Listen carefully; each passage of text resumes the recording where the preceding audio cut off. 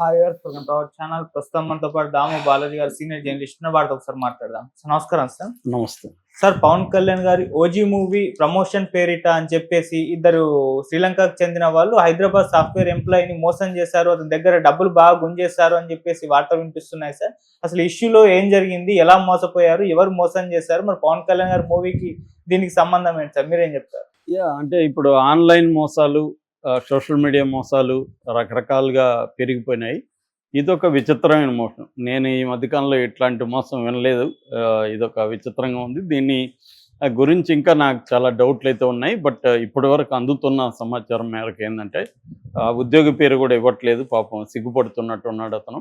So ఒక private ఉద్యోగి, private కంపెనీలో పనిచేసే ఉద్యోగికి క్యాసినోలో వెళ్ళి అక్కడ గ్యాంబ్లింగ్ ఆడే అలవాటు ఉంది. గోవాకి వెళ్ళి చాలామంది మన తెలుగు వాళ్ళు, ఆ మధ్య కూడా ఒక ఫ్రెండ్ చెప్తున్నాడు, ఎక్కడ చూసినా అక్కడ క్యాసినోలో తెలుగు వాళ్ళే ఉన్నారు సార్ మొత్తం అని. సో మనోళ్ళు బాగా వెళ్తున్నట్టుగా ఉన్నారు గోవాకి, క్యాసినోలకి. అది క్యాసినో అనేది కూడా ఒక అడిక్షన్. గ్యాంబ్లింగ్ అనేది అడిక్షన్ మనకు తెలుసు. పైగా అక్కడ డ్రగ్స్ కూడా బాగానే దొరుకుతాయి. కొంత అమ్మాయిల వ్యవహారం ఉండే వాళ్ళకి అమ్మాయిలు కూడా దొరుకుతారు. సో మందు ఇంకా చెప్పాల్సిన అవసరం లేదు. వీటన్నిటి రీత్యా అక్కడ గోవాలో ఉంటుంది. అయితే ఈ మధ్య కూడా ఒక తెలుగు అతన్ని చంపేశారు అక్కడ హోటల్లో. క్రైమ్ పెరిగింది. అందువల్ల కూడా గోవాలో టూరిజం కూడా బాగా దెబ్బతినింది లేటెస్ట్గా. బట్ ఇదేంటంటే ఈ ప్రైవేటు సంస్థ ఉద్యోగి గోవాలో క్యాసినో ఆడుతున్నప్పుడు అతనికి శ్రీలంక నుంచి ఇద్దరు పరిచయం అయ్యారు. ఒక అతని పేరు ఉదయరాజ్, ఇంకొక అతని పేరు వివేక్. వీళ్ళిద్దరూ పరిచయం అయ్యి ఇతనితో కలిసి మందు కొట్టడం, వాళ్ళే కొంత ఖర్చు పెట్టడం, ఇవన్నీ చేశారు. సో మందు పోయడం ఇట్లాంటివి. దాంతో మనోడు వాళ్ళకి బాగా అట్రాక్ట్ అయ్యాడు. రెండోది ఏంటంటే డబ్బులు రకరకాలుగా సంపాదించవచ్చు, బ్రహ్మాండమైన స్కీమ్ మా దగ్గర ఒకటి ఉందని అతన్ని చెప్పారు. సో ఇతనికి ఆల్రెడీ మరి క్యాసినోలో ఏమన్నా డబ్బులు పోగొట్టుకున్నాడా లేదో తెలియదు, కానీ మొత్తానికి డబ్బులు సంపాదించవచ్చు అంటే ఇతనికి వాళ్ళ మీద నమ్మకం ఏర్పడింది. దాంతో వాళ్ళు ఒక స్కీమ్ చెప్పారు. ఆ స్కీమ్ ఏంటంటే, మేము పెద్ద సినిమాల ప్రమోషన్లు చేస్తుంటాము, online detail promotions, detail marketing మాది పెద్ద ఎత్తున ఉంది. సో మాకు ఇప్పుడు డబ్బులు డెఫిషియన్సీ ఉంది. వాళ్ళు ఏంటంటే ముందు పబ్లిసిటీ చేసినాక కానీ మనకు డబ్బులు రావు. అయితే మాకేందంటే మేము దీంట్లో మంచి ప్రాఫిట్స్ ఉన్నాయి, డబ్బులు ఉంది.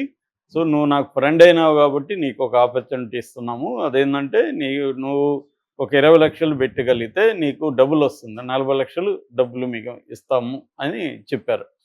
ఫస్ట్ సుజిత్ది పవన్ కళ్యాణ్ సినిమా ఓజీ చూపించి దానికి సంబంధించిన పబ్లిసిటీ మెటీరియల్ అంతా కూడా చూపించి దానికి అగ్రిమెంట్లు అలాంటివి ఏదో చూపించారు ఇతనికి. ఇలాగ మాకు వచ్చింది, మేము వాళ్ళ సంస్థతో అగ్రిమెంట్లు కూడా చేసుకున్నాం, ఆల్రెడీ స్టార్ట్ చేసాము పబ్లిసిటీ వర్క్. సో మాకు కానీ కొంత ఫండ్స్ ప్రాబ్లం ఉంది, మేము డైవర్ట్ చేస్తున్నాం రకరకాల ఫండ్స్, నువ్వు కానీ కొంత పెట్టగలిగితే నీకు డబ్బులు ఇస్తామని చెప్పారు. ఇతను నమ్మి 20 లక్షలు ఇచ్చాడు. వాళ్ళు ఏం చేశారంటే 2 సార్లుగా ఈ అబ్బాయికి అకౌంట్కి 25 లక్షలు ట్రాన్స్ఫర్ చేశారు. బాగా జరిగింది, మనకి డబ్బులు వచ్చాయి అని. కానీ డబ్బులు ఇస్తామన్నారు కదా, అది రాలేదు. ఈ సినిమాలో రాలేదు. అమరన్ సినిమా ఇది వచ్చి అమరన్ సినిమా అనమాట. ఓజీకి కొద్దిగా లేట్ అవుతుంది. ఈ లోపల అమరన్ సినిమాకి అర్జెంటుగా కావాలని చెప్పి తన దగ్గర 20 తీసుకున్నారు. మళ్ళీ ఇతనికి 25 ఇచ్చారు. అంటే 5 లక్షలు తక్కువ టైంలోనే ఇతనికి లాభం వచ్చింది. దాంతో ఇతనికి ఆశ కలిగింది, ఓహో వీళ్ళు నమ్మకంగా ఇస్తారు, సో వీళ్ళకి డబ్బులు ఎక్కువ ఇస్తే ఇంకా మనకి ఎక్కువ వస్తుంది. డబ్బులు అని చెప్పారు కానీ డబ్బులు అంత రాలేదు, దీంట్లో 5 లక్షలు మాత్రం వచ్చింది, నెక్స్ట్ ప్రాజెక్ట్లో ఇంకా ఎక్కువ వస్తుందని చెప్పారు. వీడు 20 పెట్టి 25 1 మంత్ లోపలే వచ్చేసరికి తను ఇంకా దేంట్లో కూడా ఇంత రిటర్న్ రాదు కాబట్టి ఇతను ఏం చేశాడంటే మళ్ళీ అడిగారు వీళ్ళు, పుష్ప 2కి, కంగువాకి, ఇవన్నీ కూడా మనకి పబ్లిసిటీ వచ్చింది అని చెప్పి మళ్ళీ సేమ్ పద్ధతిలో నమ్మించి డబ్బులు అడిగారు. దాంతో ఇతని దగ్గర ఉన్న గోల్డ్, ఇల్లు అన్నీ అమ్మేశాడు. ఇల్లు ఉంటే ఇల్లు కూడా అమ్మేసి దాదాపు 1,34,00,000, ఒకసారి 76 లక్షలు, ఒకసారి 58 లక్షలు, 2 దఫాలుగా వాళ్ళకి ఇచ్చేశాడు. వాళ్ళు ఏంటంటే ఇంతకుముందు ఇచ్చినంత వేగంగా రిటర్న్ ఇవ్వాల. అది పెట్టండి, ఇది కావాలని మొత్తానికి అతన్ని ప్రెజర్ చేసి ఆ, పెట్టించేశారు. 76 లక్షలు ఒకసారి, 55 లక్షలు, మొత్తం 1,34,00,000 అతను వీళ్ళకి ఇచ్చాడు. దాన్ని వీళ్ళు స్వాహా చేసి కనబడలే. ఇతను ఫోన్లు చేస్తే తీయడం మానేశారు. సో ఇతను ఏం చేయాలి, వాళ్ళు ఎక్కడ ఉంటారో Sri Lanka batch.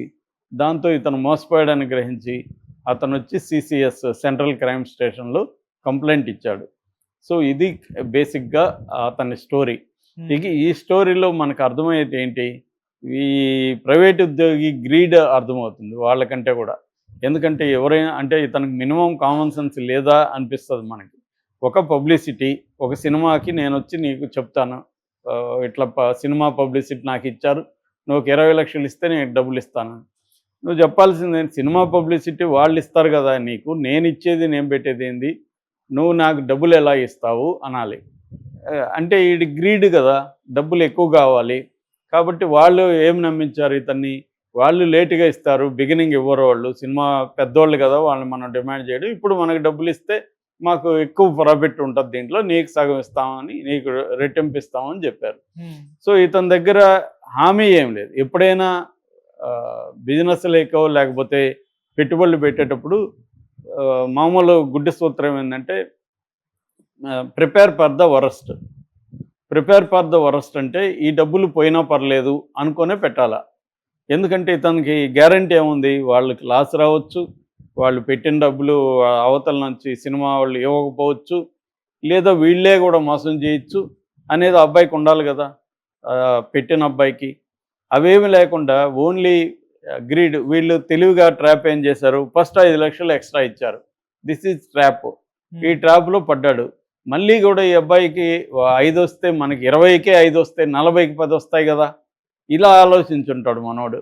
So greed, fear, ఈ రెండు స్టాక్ మార్కెట్లో కానీ, ఈ కానింగ్ గేమ్ అంటారు, ఈ మోసపూరిత గేమ్స్లో కానీ, ఈ రెండు మనిషికి ఉంటేనే ఆ రెండోటి వల్లనే మనుషులు లాస్లోకి వెళ్ళిపోతారు. ఎక్కువగా గ్రీడ్ ఉంటుంది.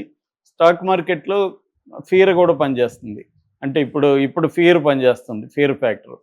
ఎందుకంటే స్టాక్ మార్కెట్ డౌన్ అవుతుంది కాబట్టి ప్రతి ఒక్కటి అమ్మేసుకుందామని, ఆల్రెడీ లాస్లో ఉంటాడు.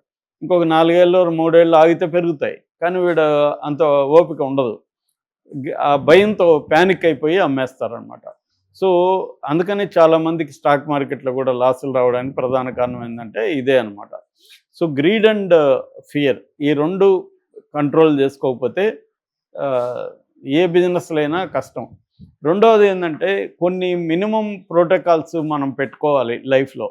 అంటే ఎవడైనా ఎక్కువ ఇస్తున్నాడంటేనే దాన్ని మనం డౌట్ చేయాలి. ఆ మధ్య కూడా వచ్చి మాకు 5% to 10% ఇస్తారంట, 100 లక్ష పెడితే 10 ఎవ్రీ మంత్ 8,000 ఇస్తారు, ఇట్లాంటి స్కీములు చాలా ఉన్నాయి.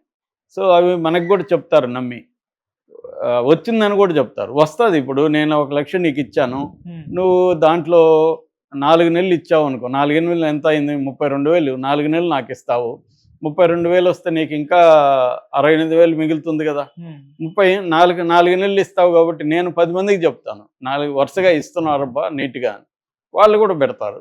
సో ఇవన్నీ అయినాక ఈ 4 నెలలు 5 నెలలు నువ్వు నాకు బై చెప్తావు, గుడ్ బై చెప్తావు.